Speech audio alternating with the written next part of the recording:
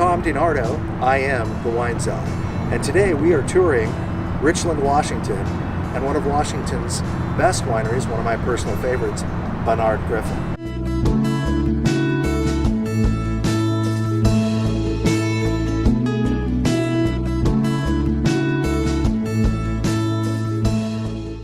So right now we're with Rob, and we're in his, you might say, the heart of the operation here.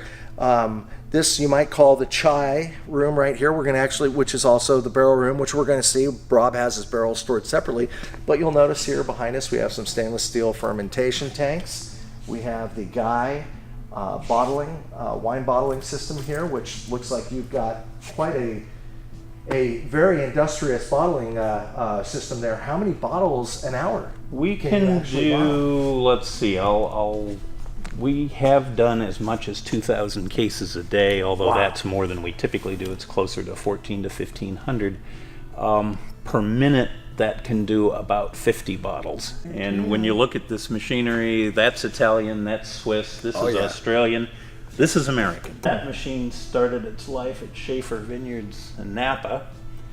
The foiling machine was at Silverado Vineyards in Napa. This would be an example also, before a bottle has its label put on, this would be what you call a shiner.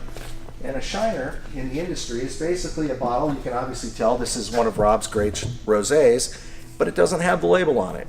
And you can see the foil capsule is still a little bit loose. It hasn't been put on yet. So this is technically a shiner, or maybe not even a shiner yet because of the capsule, but quite a fascinating part of the process here. So this is the bottling unit. Then it comes through here and it has a capsule put on it, etc.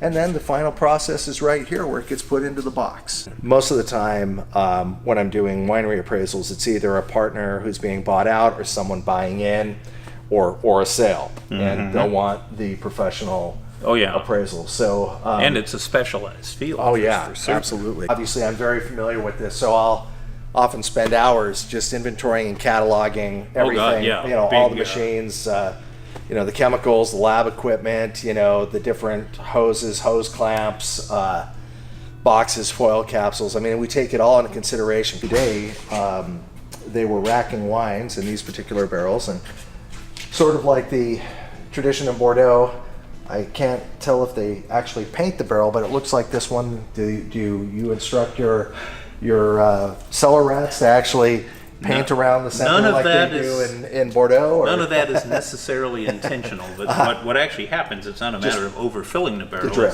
When you take the wand back out of the barrel, inevitably there's some drippage that happens. How many years, for example, or months, whether it's 18 or 2, how many months or years do your red wines typically spend on oak? It's variable by a lot, but a minimum of maybe 14 months and a maximum of several years sometimes.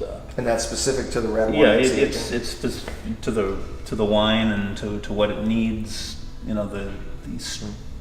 The tannic nature of the wine. Also, the age of the barrel has some play. Of course. It's about 5 years on average, isn't it?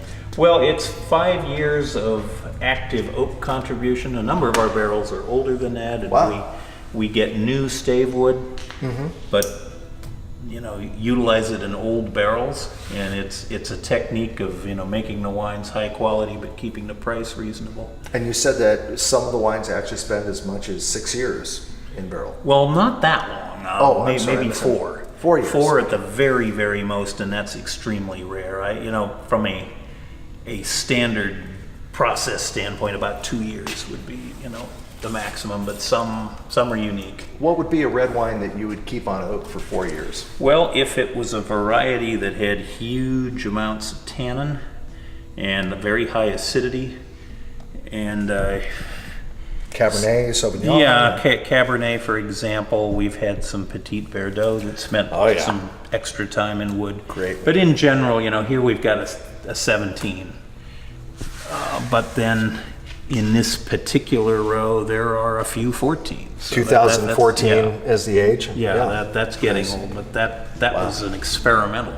These are old, and when I say old, I mean old white barrels. So you might notice also, for those viewers, once again, we're in a barrel room here, also called a chai, and Rob was just telling us he uses mostly French oak, and for example, you can see right here, this is going to be an indication of the toast. So this would be a medium plus toast. Now I'm not familiar with the CF. Center of France. Center of That's France. the origin of the wood. A lot of these barrels are older than you and I put together, or it feels that way.